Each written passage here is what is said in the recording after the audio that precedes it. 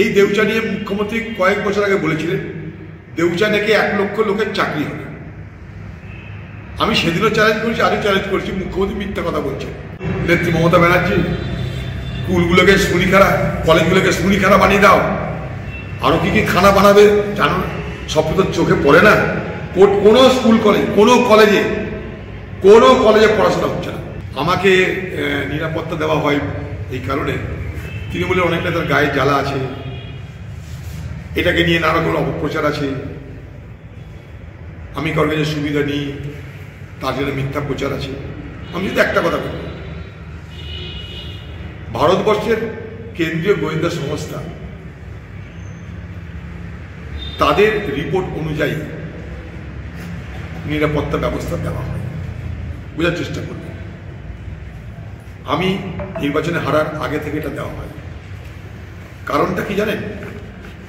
তাদের হিসাব অনুযায়ী পশ্চিমবঙ্গে আমার নিরাপত্তা বিঘ্নিত হতে পারে, আমার উপরে অনেক হামলা হতে পারে, ইভেন আমাকে খুন করা হতে পারে, লাইফ থ্রেট, জীবন সংকট, এই ধরনের গোয়েন্দা রিপোর্ট জমা পড়েছে দিল্লিতে। গোয়েন্দা রিপোর্ট দেয় কে? স্থানীয় গোয়েন্দারা, আবার কেন্দ্রীয় গোয়েন্দা তারাও গোয়েন্দা রিপোর্ট সংগ্রহ করে। ঠিক আছে, সব কিছু বাদ দিন। আমার কনভয়ে প্রথম গাড়িটার নাম্বারটা দেখবেন, সেটা পশ্চিমবঙ্গ সরকারের নাম্বার। আর আমার গাড়ির যে সিকিউরিটি, তাদের ড্রেসটা দেখবেন, কেন্দ্রীয় বাহিনী 2-4টে আছে নিশ্চয়ই, তার সঙ্গে খাকি পোশাকও আছে। খাকি পোশাকটা কার? রাজ্যে। তাহলে আমি কোন দলের?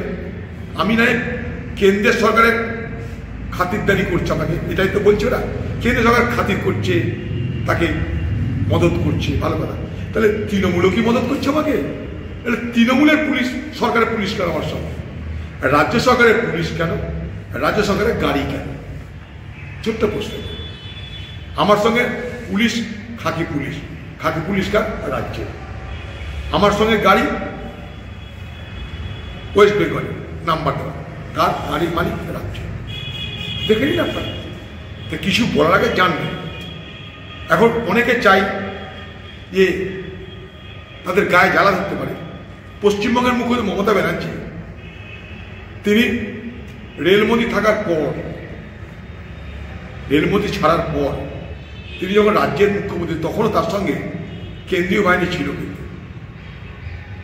রেলওয়ে প্রোটেকশন ফোর্স, যেটা কোনোভাবে পারে না।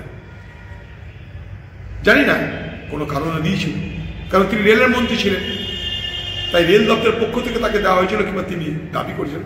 আমি অধীর চৌধুরী কোনোদিন কোথাও নিরাপত্তার জন্য দাবি করিনি। পশ্চিমবঙ্গ পুলিশ কেন আমার সঙ্গে থাকে?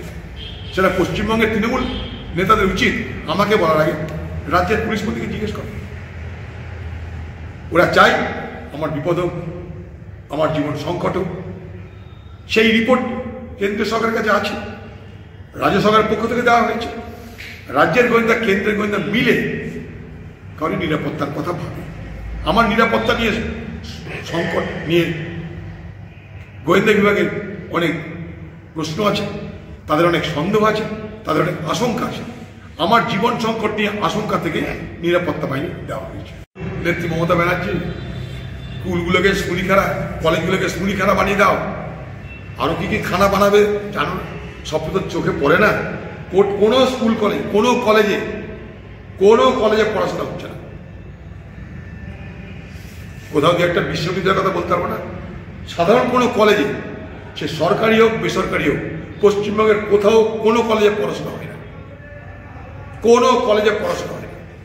সেখানে পরীক্ষার সময় বলে দেওয়া হয়, যারা লিখবে টুকলি করে তাদের জন্য 2 ঘন্টা সময়, আর যারা পড়াশোনা করে লিখবে তাদের জন্য 3 ঘন্টা সময় বেঁধে দিচ্ছে দিদি।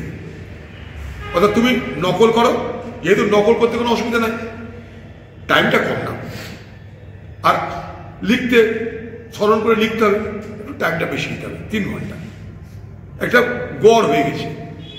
টুকলি করলে 2 ঘন্টা, টুকলি না করলে 3 ঘন্টা, আর সবাই পাস না করলে এবার শিক্ষকের হামলা হবে, প্রিন্সিপালের হামলা হবে, সবাই পাস। কুচবিহার থেকে দীঘা, সর্বত্র যে অরাজকতা, এই অরাজকতা ঠেকাতে পুলিশের তৎপরতা নেই। তার কারণ এই অরাজকতাগুলো মূলত হচ্ছে শাসক দলের প্রশ্রয়। তাই গোয়ালপুকুর হয়, উত্তর দিনাজপুর হয়, কুচবিহার হয়, মেদিনীপুর হয়, বীরভূম হয়, সর্বত্র হয়। সারা পশ্চিমবঙ্গ জুড়ে এই আইন শৃঙ্খলার দুরবস্থা। সেখানটায় পুলিশের অবস্থা বেচারা অবস্থা। আমি তাদেরকে বলবো না তারা কাপুরুষ দুর্বল, না, তাদেরকে অক্ষম দুর্বল করে রেখে দেওয়া হয়েছে। বন্ধের পিছনে কারণ একটা যে সেখানকার মানুষকে তৃণমূল সত্য কথা বলছে না, সরকার সত্য কথা বলছে না।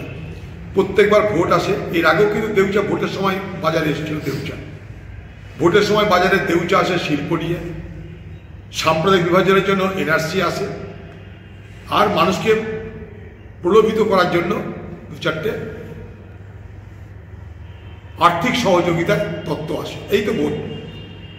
এই দেউচা নিয়ে মুখ্যমন্ত্রী কয়েক বছর আগে বলেছিলেন দেউচা নাকি 1 লক্ষ লোকের চাকরি হবে। আমি সেদিনও চ্যালেঞ্জ করেছি, আজও চ্যালেঞ্জ করেছি, মুখ্যমন্ত্রী মিথ্যা কথা বলছেন।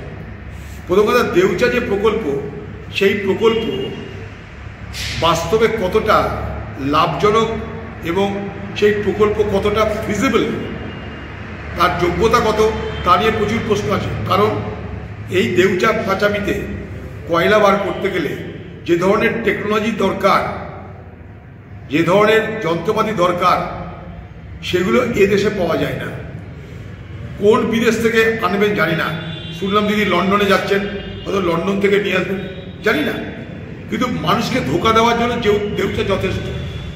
দেউচায় কয়লা খনি কবে হবে কেউ জানে না। দেউচায় কয়লা খনিতে লোকাল লোক কবে চাকরি পাবে কেউ জানে না। কয়লা খনিতে লোকাল লোকে কি চাকরি দেবে তাও কেউ জানে না।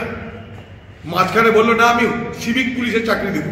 তো যারা জমি ঘর বাড়ি ছেড়ে দিয়ে জমি দেবে সরকারকে, তারা কি সিভিক পুলিশের কাজ করবে? আর যদি না হয় তাহলে দেউচা কয়লা খনিতে কাজ করানোর জন্য এই পশ্চিমবঙ্গ সরকার সেখানকার মানুষকে যে প্রশিক্ষণ দেবে যাতে তারা যোগ্য হিসাবে একটা কয়লা খনিতে চাকরি পেতে পারে, কোনটা? পুরো ধোঁয়াশা, পুরো মানুষকে অন্ধকারে রেখে দেউচা পাচামিকে নিয়ে বাজার গরম করা হচ্ছে শুধু মানুষকে ধোঁকা দেওয়ার জন্য। ধোঁকা মানে ধোঁকা দেওয়ার, শিল্পের ধোঁকা দেওয়ার জন্য। দেউচা বহু বছর ধরে বলা হচ্ছে দেউচার কথা, দেউচা আজও দেউচাতেই আছে। এপিডিআর এর একটা প্রতিনিধি দল আজকে দেউচা যাচ্ছিল, তাদেরকে আটকে দিয়েছে এবং ইন্টারনেট পরিষেবাও বন্ধ করে দিয়েছে। তার মানেটা কি? তার মানে সরকার তথ্য গোপন করতে চাইছে।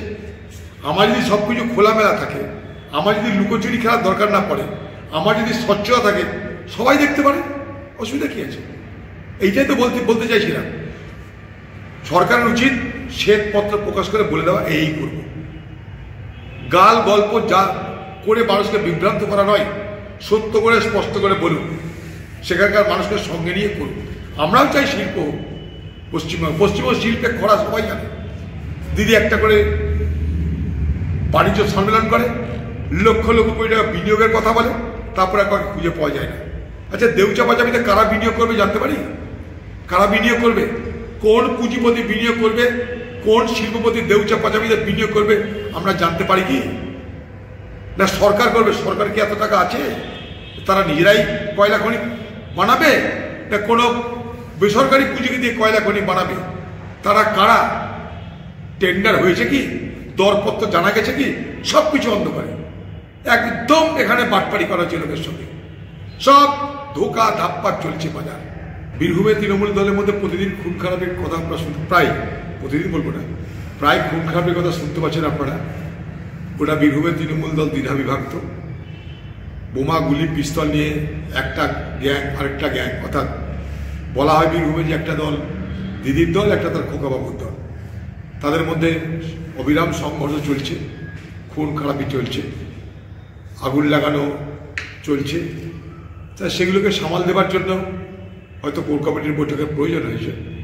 তবে আজকে যেটা বীরভূমে প্রকাশ্যে হয়েছে, সারা পশ্চিমবঙ্গের প্রতিটা জেলাতে তৃণমূলের পার্টির মধ্যে এই অন্তর্দ্বন্দ্ব, খাওয়া খেই, মারামারি ধিক ধিক করে চলছে। আজকে বীরভূমে সেটা বিস্ফোরিত হলো।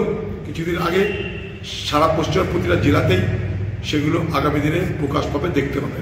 গ্যাং, এটা তো দল পার্টি তো নয়, এটা একটা গ্যাং। সেই গ্যাং মেরে খাবে, লুটে খাবে, রাহাজারি করে খাবে। সেই গ্যাংয়ের মধ্যে একটা গ্যাং ওয়ার চলছে। আগামী দিনে তৃণমূল দলের মধ্যে এখনই গ্যাং ওয়ার আছে, কিন্তু সেটা সব জায়গায় প্রকাশ্য নয়।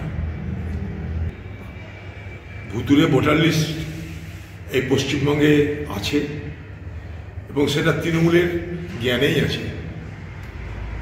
তৃণমূল এই ভুতুরে ভোটার ভোট, জাল ভোট, এগুলোর ফ্যাক্টরি তৃণমূলের নিজের ঘরেই আছে।